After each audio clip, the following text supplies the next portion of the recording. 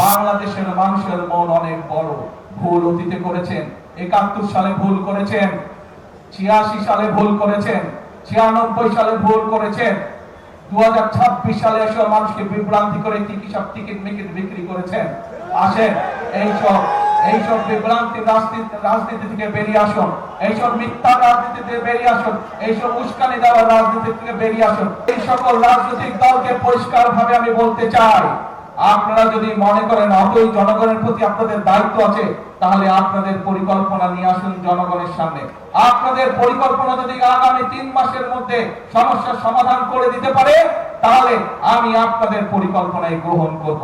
তাদের প্রতি আমি চ্যালেঞ্জ করে দিলাম, যেই বিদ্যুতের সমস্যা রয়েছে, যেই গ্যাসের সমস্যা রয়েছে, সেইটি সমাধানের জন্য তারা যদি সরকার থেকে ভালো কোনো পরিকল্পনা নিয়ে আসতে পারে, যে পরিকল্পনা আগামী ৩ মাসের মধ্যে, ৩ মাস, আরো 3 মাস আমি তাদেরকে দিলাম, যদি 6 মাসের মধ্যে তারা সমস্যার সমাধান করতে পারে, তাহলে তাদের প্রত্যেকটি পরিকল্পনা আমরা বাস্তবায়ন করব। আর যদি তারা শুধুমাত্র জনগণকে বিভ্রান্ত করার জন্য, দেশকে বিভ্রান্ত করার জন্য এইসব কথা তারা বলে থাকে, তাহলে অবশ্যই তাদেরকে জনগণের কাছে ক্ষমা চাইতে হবে। কারণ একজন রাজনীতিবিদ হিসাবে শুধু জনগণকে বিভ্রান্ত করা তার দায়িত্ব বা কাজ নয়, বরং একজন রাজনীতিবিদ হিসাবে জনগণকে ধৈর্য শেখানো এবং সঠিক পথ দেখানোই হচ্ছে একজন রাজনীতিবিদের কাজ।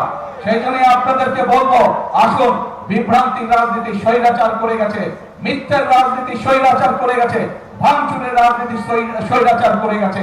আপনারা জনগণের সামনে প্রতিজ্ঞা করেছেন যে জনগণের জন্য কাজ করবেন, আপনারা জনগণের সামনে প্রতিজ্ঞা করেছেন যে আপনার দেশ গঠনের জন্য কাজ করবেন। কাজেই সেই সব বিভ্রান্ত রাজনীতি বাদ দেন, সেই সব হঠকারিতার রাজনীতি বাদ দেন।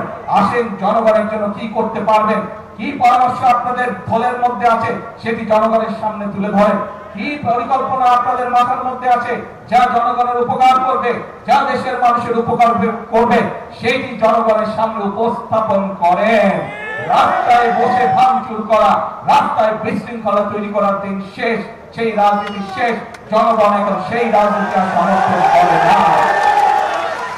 কাজে কোনো বক্তব্য রাখা খুবই সহজ কাজ, সমালোচনা করা খুবই সহজ কাজ।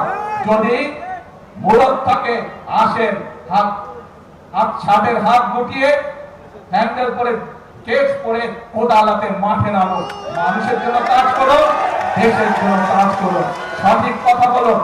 এমন কোনো কথা বলবেন না যেই কথা বলে দেশে বিশৃঙ্খলা তৈরি হয়, এমন কোনো কাজ করবেন না যেই কথা বললে বিশৃঙ্খলা তৈরি হয় রাজপথে। কারণ স্বৈরাচার বসে আছে, স্বৈরাচারের সাথে বিগত 17 বছর বাংলাদেশ জাতীয়তাবাদী দলের প্রত্যেকটি নেতাকর্মী যুদ্ধ করে টিকেছিল। সত্যিকার ভাবে দেশ এগিয়ে যেতে পারে এইরকম যদি কোনো পরিকল্পনা আপনাদের কাছে থাকে, এইরকম যদি কোনো চিন্তা ভাবনা আপনাদের কাছে থাকে, উপরের টেবিলে উপস্থাপন করুন, সংসদে উপস্থাপন করুন, জনগণের সামনে উপস্থাপন করুন। সেই পরিকল্পনা যদি ভালো হয়, সেই পরিকল্পনা যদি বাস্তবসম্মত হয়, সেই পরিকল্পনা যদি দেশ এবং দেশের মানুষের উপকার করে, অবশ্যই আমরা সেই পরিকল্পনা অনুযায়ী কাজ করব ইনশাআল্লাহ।